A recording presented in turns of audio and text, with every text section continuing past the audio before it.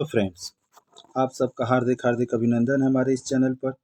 तो आज हम लोग इस वीडियो में 2025 के ज्योग्राफी का ये जो क्वेश्चन पेपर आज आप लोग एग्जाम देकर आए हैं, उस प्रश्न पत्र को आज हम लोग इसमें सॉल्व करेंगे। तो चलिए इस वीडियो को बिन देर करे आगे बढ़ते हैं। उससे पहले आप सभी दर्शकगण से अनुरोध है कि प्लीज़ इस चैनल को सब्सक्राइब कीजिए और बेल आइकन के बटन को प्रेस कर लीजिए, क्योंकि अभी भी आपके बहुत सारे एग्जाम हैं जिसका सजेशन आपको इस चैनल पर मुहैया कराया जाता है। साथ ही साथ क्लास 5 से लेकर आपका 12 क्लास तक के जो भी मतलब स्टडी मटेरियल होते हैं आपको यहाँ पर उपलब्ध कराए जाते हैं। तो चलिए वीडियो में आगे बढ़ते हैं। तो आपका सबसे पहले आप देख सकते हैं यहाँ पर कि वह प्राकृतिक प्रक्रिया जिसमें गुरुत्वाकर्षण द्वारा उच्च भूमि के ढलान के साथ साथ मिट्टी और चट्टान की परतों की नीचे की ओर विस्थापित शामिल होता है, वह कहलाती है। तो क्या कहलाती है? तो हो जाएगा आपका सनहत्ती क्षय। क्या? सनहत्ती क्षय।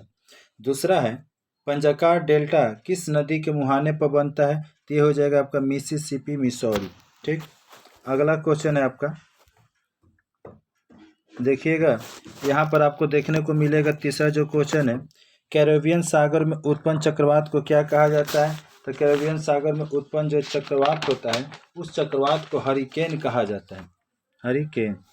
ये सिर्फ ये राय कोचिंग सेंटर मात्र एक ऐसा स्टडी चैनल है जिस पर आपको सबसे पहले एक तरह से कहा जाए तो कोई भी पेपर को सॉल्व करते हुए दिखाया जाता है। तो अगर आप इस चैनल पर फर्स्ट टाइम आए तो चैनल को अवश्य सब्सक्राइब कीजिए, साथ ही साथ बेल आइकन के बटन को प्रेस कर लीजिए, क्योंकि इस चैनल पर बहुत सारे आपको लाभ देखने को मिलेंगे। वर्षण का उदाहरण है, तो वर्षण का उदाहरण हो जाएगा ओला के साथ वर्षा। दूसरा क्वेश्चन अगला देखिए 1.5 का, दक्षिणी गोलार्ध में महासागरीय लहरें किसके कारण बाईं ओर विक्षेपित हो जाती है? तो वह है पृथ्वी के घूर्णन के कारण। अगला क्वेश्चन देखिएगा, बरसात के मौसम में उच्च ज्वार के दौरान नदी के मुहाने से बड़ी लहरें जो उठती है उसे हम लोग क्या कहते हैं? तो उसको कहेंगे हम लोग ज्वारीय बोर्ड। ठीक। और इसके साथ साथ निम्न में से कौन पर्यावरण को प्रभावित करने वाली सबसे हानिकारक प्रदूषण है? तो ये हो जाएगा आपका पॉलीथीन। 8 नंबर, क्षेत्र के आधार पर भारत का सबसे छोटा केंद्रीय राज्य है? तो हो जाएगा आपका लक्षद्वीप। अगला क्वेश्चन देखिएगा, दिबांग और लोहित नदियों के सम्मिलित प्रवाह का नाम क्या है? तो उसका नाम हो जाएगा आपका ब्रह्मपुत्र। और आगे देखिए, हिमालय एक शंकुधारी वनस्पति का उदाहरण है, तो इसका नाम हो जाएगा पाइन। चलिए आगे बढ़ते हैं। यहाँ पर आपको एक तरह से निम्न में से ज्वारों के फसल को चुने। तो ये ज्वार में अपने नाम सुना, ज्वार वाला ज्वार बजरा रागी, तो यह रागी इसमें चला जाएगा। ठीक।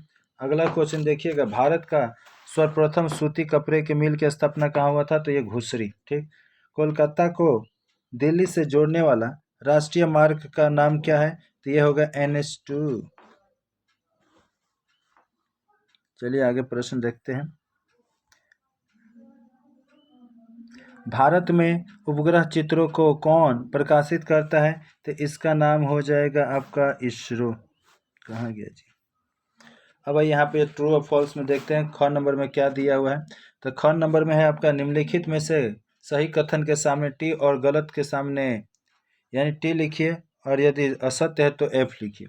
तो पहला है, रेगिस्तानी मरुभूमि के क्षेत्र में हवा और पानी की सम्मिलित क्रिया से बना अस्थाई झीले को प्याला कहते हैं। तो ये हो जाएगा आपका ट्रू। दूसरा है, उल्काएं समताप मंडल में जल जाती है, ये हो जाएगा फॉल्स। तीसरा है आपका, एक तरह से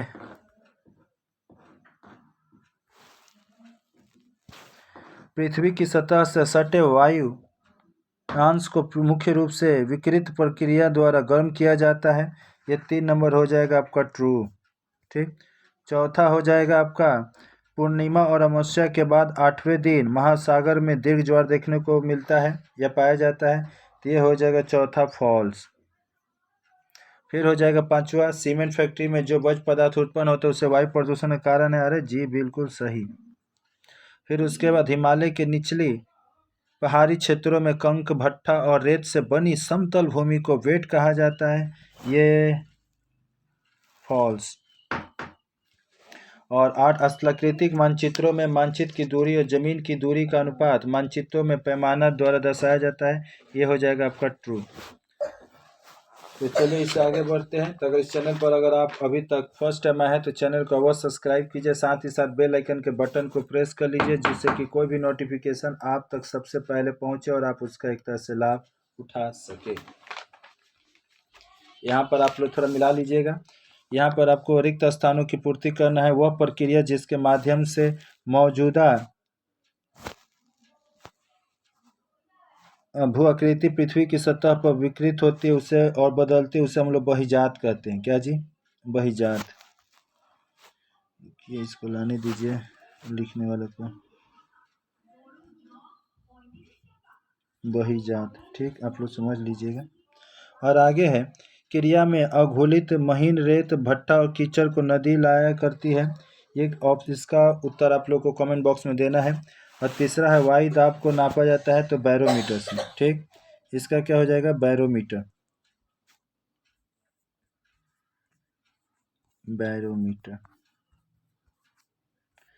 चौथा है, इसमें इसको भी हटाइए जी।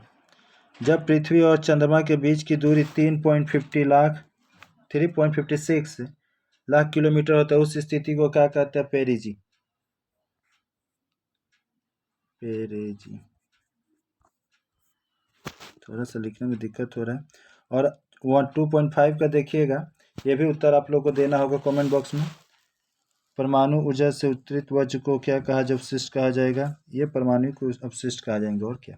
और भारत के उत्तर पश्चिम में गांधी बोले, गर्मी के मौसम में धूल भरी आंधी को क्या कहते हैं? तो इसको आंधी को आंधिये कहेंगे जी। ठीक, इसको क्या कहेंगे? आंधी। और एक तरह से कहा जाए तो ये आंधी का आंधिये हो जाएगा। और उसके बाद आपका जो होगा वो हो जाएगा उपग्रह से प्राप्त छवि को सबसे छोटी प्राथमिक इकाई तक पिक्सेल हो जाएगा।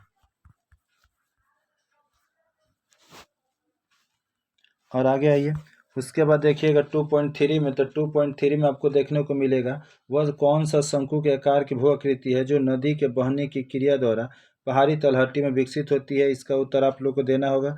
दूसरा, कल्पित रेखा का नाम बताइए। उस कल्पित रेखा का नाम बताना है जहाँ समान मात्रा की वर्षा होने वाले क्षेत्रों को दर्शाती है। तो इसको कह सकते हैं समान वर्षा क्षेत्र।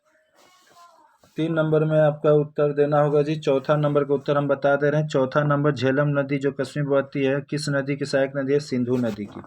चौथा नंबर का उत्तर हो जाएगा सिंधु। ये वाला का उत्तर हो जाएगा सिंधु।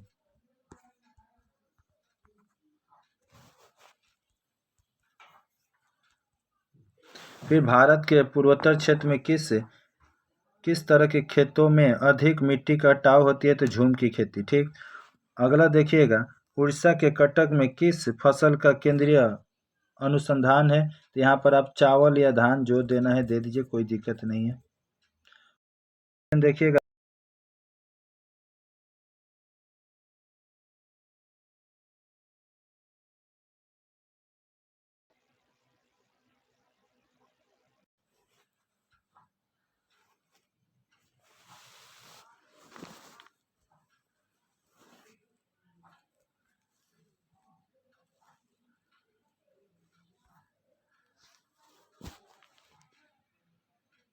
दो 2011 कहाँ गया जी? 2011 जनगणना के अनुसार महानगर की न्यूनतम जनसंख्या सीमा कितना था? तो वो था आपका 10 लाख।